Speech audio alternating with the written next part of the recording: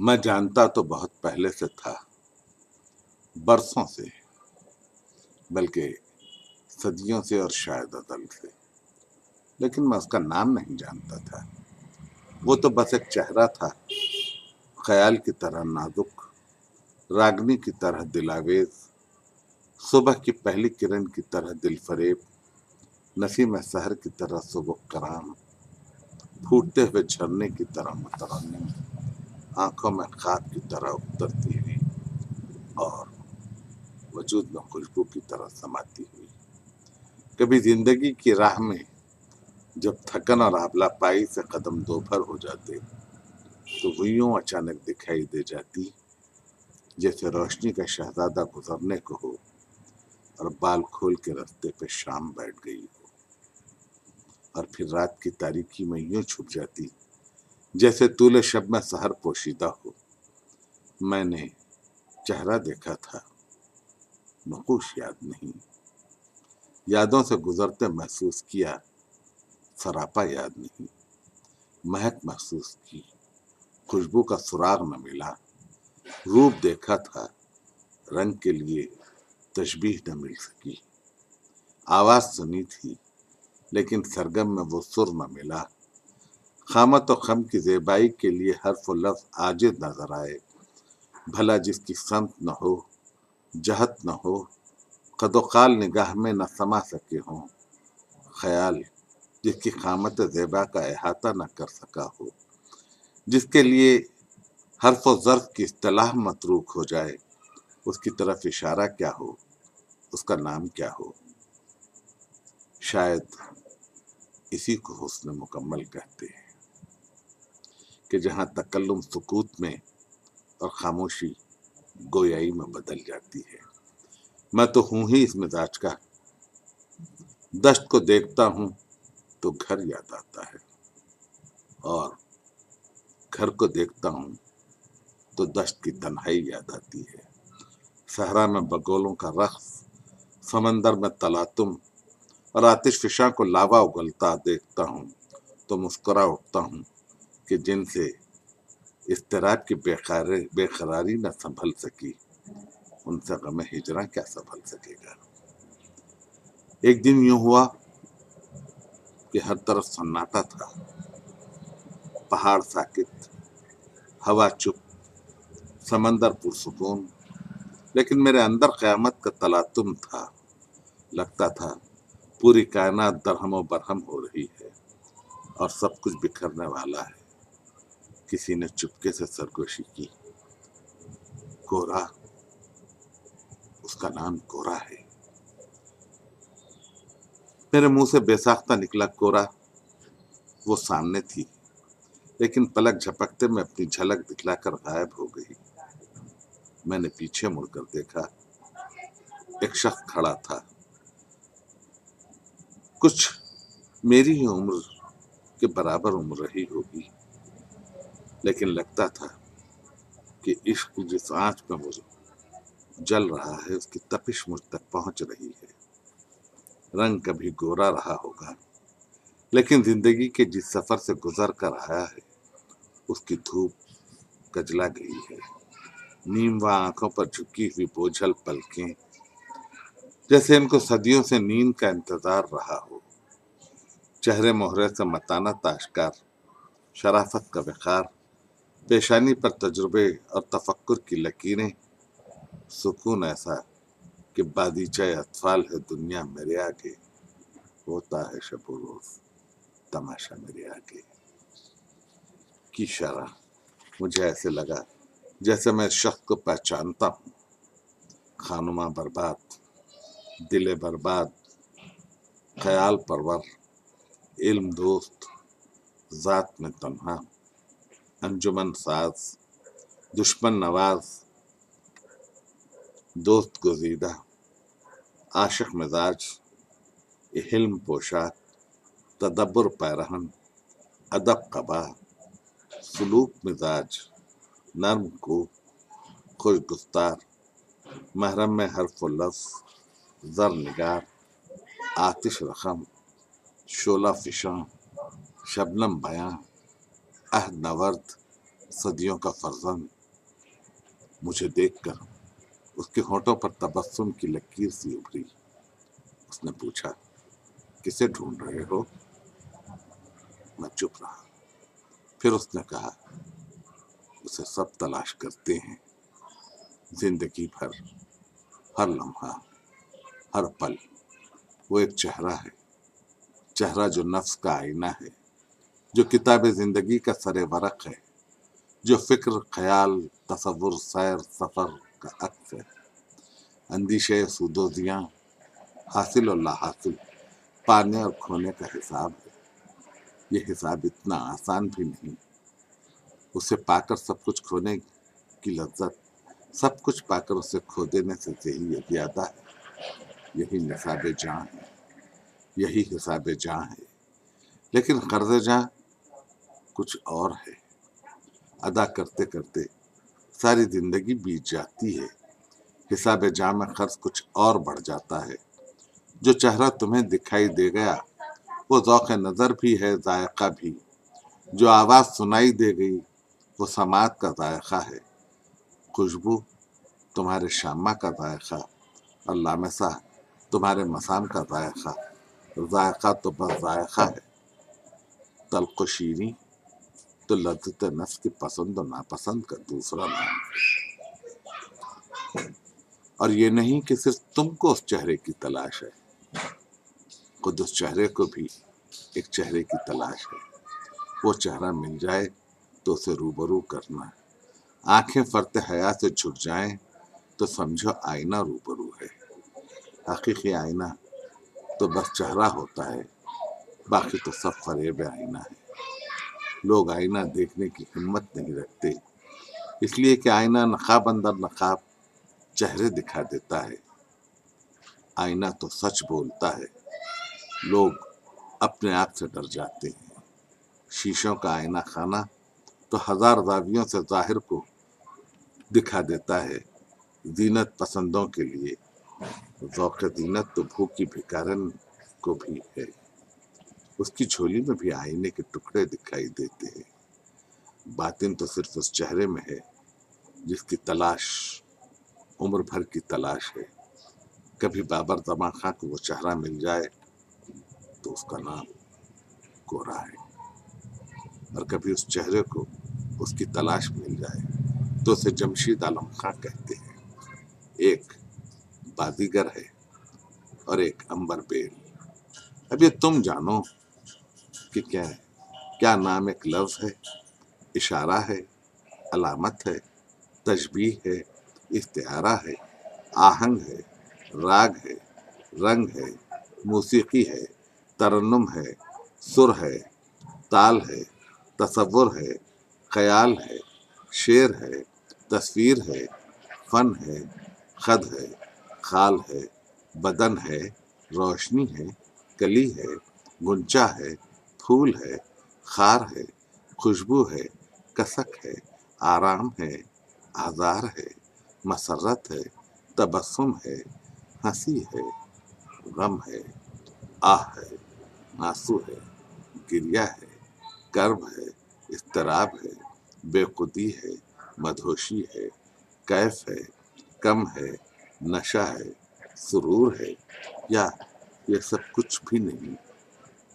تمنا ہے، یاس ہے، سرخوشی ہے، اداسی ہے، آرزو وصال ہے، تپش فراق ہے، یا پھر صرف چہرہ ہے؟ سب کچھ تحلیل بھی ہو جائے تب بھی چہرہ باقی رہ جاتا ہے۔ لفظ بھی نہیں، نام بھی نہیں۔ چہرہ خراج چاہتا ہے، عمر بھر کا خراج۔ سوغات بھی دیتا ہے، درد کی سوغات، فن کی سوغات، زندگی کی سوغات، بے حالی کی سوغات، بے نیازی کی سوغات۔ زندگی اس کے نام کر دو، پھر بھی قرض جاں باقی رہ جاتا ہے۔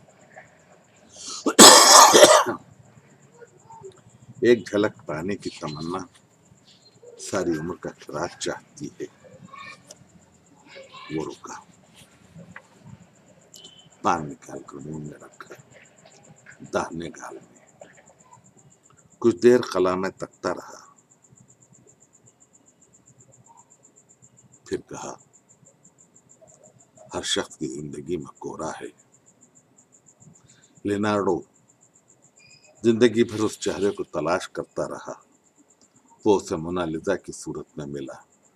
اسی طرح کبھی یہ چہرہ عذرا ہے، شیریں ہے، سوہنی ہے، جولیٹ ہے، لیلا ہے، جتنے فنکار ہیں سب کی آنکھوں میں کسی نہ کسی چہرے کی چھبی ہے، کسی نہ کسی چہرے کی پرچھائیاں ہیں۔ بہزاد، مانی، مقبول فدا حسین، میر، غالب، عاطف، ولی، ناصق، جوش، فراق، فیض، ساحر، پریم چند، کرشن چندر، راجندر سنگھ بیدی، احمد ندیم قاسمی، انتظار حسین، قاضی عبدالستار، پنڈت روی شنکر، استاد امجد علی خان، مہدی حسن، سب قرض جاں کے اسیر ہیں۔ وہ رک گیا، کہیں کھو گیا۔ محویت میں وہ مجھے بہت اچھا لگا، بہت معصوم، جیسے کوئی فرشتہ،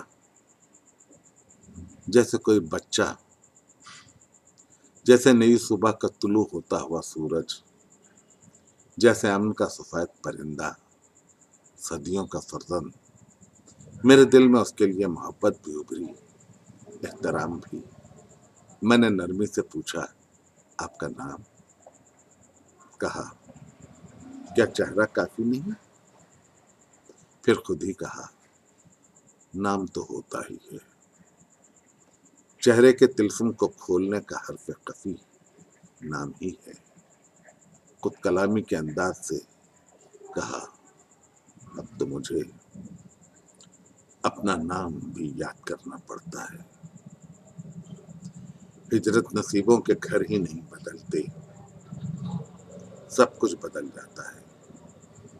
گلیاں، راستے، محلے، ہوا، پانی، ذائقہ، لباس، زبان، ماحول، سوچ، برتاؤ، شناخت، وطن، نام بھی، خود اپنا آپ بھی۔ پھر کہا 16 مارچ 1938 کی بات ہے۔ ابھی دوسری جنگ عظیم دور تھی، ہندوستان کی آزادی ہنوز خواب تھی۔ میری ولادت مراد آباد میں ہوئی۔ ماں باپ نے میرا نام محمد شکیل رکھا۔ اب تو شاید پیچھے سے مجھے محمد شکیل کہہ کر آواز دینے والا بھی نہ ہو۔ اب تو میں شکیل عادل زادہ ہوں۔ یہی نام سرکاری کاغذات میں ہے، یہی زبان زد خاص و عام بھی۔ دوست احباب کبھی شکیل بھائی کہہ کر پکارتے ہیں، کبھی شکیل۔ وہ مسکرائے، پھر کہا بچپن کا چہرہ ماں باپ کا دیا ہوا، جوانی کا چہرہ فیاض قدرت کی عطا، اور بڑھاپے کا چہرہ اپنی کمائی کا چہرہ۔ بچپن کا نام نہ رہا، نہ چہرہ، ہاں مگر یادیں رہی۔ خیال سے تیز رفتار شاید برق رفتاری بھی نہیں۔ پلک جھپکتے میں شاید کچھ دیر لگے، خیال اس سے بھی تیز رفتار ہوتا ہے۔ اب بھی کبھی کبھی یادوں کی بارات نکلتی ہے تو چراغاں سا چراغاں ہو جاتا ہے۔ معصوم بچپن، لڑتا جھگڑتا بچپن، مٹی میں اٹا ہوا بچپن، ماں کی آغوش میں مچلتا ہوا بچپن، ضد کرتا ہوا بچپن، اپنے آپ سے روٹھا ہوا بچپن، شرارتوں پر پٹتا ہوا بچپن، سپارہ رٹتا ہوا بچپن۔ سوچتے تو سب ہیں کہ سب کچھ تج کر بچپن میں لوٹ جائیں، لیکن وقت کی سوئی ایک ہی سمت میں گردش کرنا جانتی ہے، نہ تھم سکتی ہے نہ لوٹ سکتی ہے۔ دوسرے جنگ عظیم میں کہاں کہاں قیامت برپا ہوئی، یہ الگ بات ہے، لیکن ہمارے گھر کے آنگن میں تو گویا قیامت آ کر ٹھہر گئی۔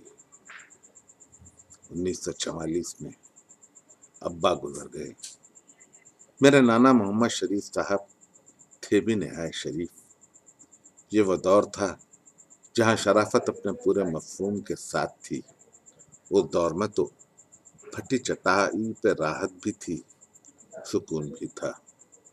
شرافتوں کے معیار میں دوستی، غریب پروری، اعزا نوازی، مروت، سلوک، اخلاق، تہذیب، خبر گیری، پاس و لحاظ تمام تھے۔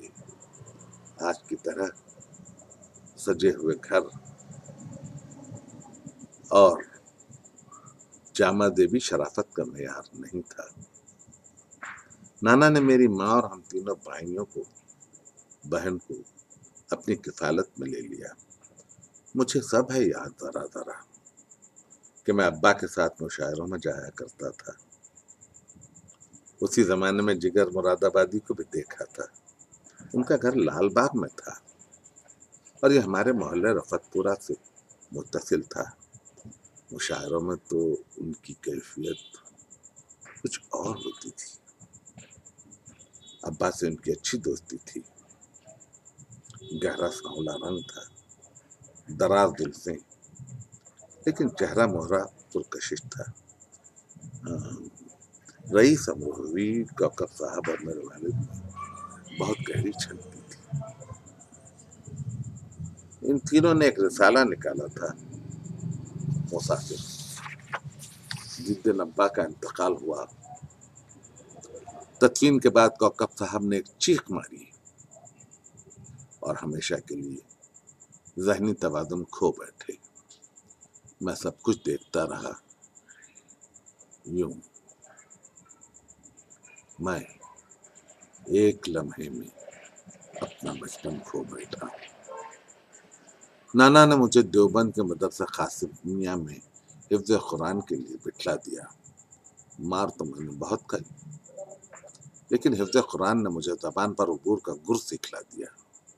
نہیں معلوم یادوں کی حرارت تھی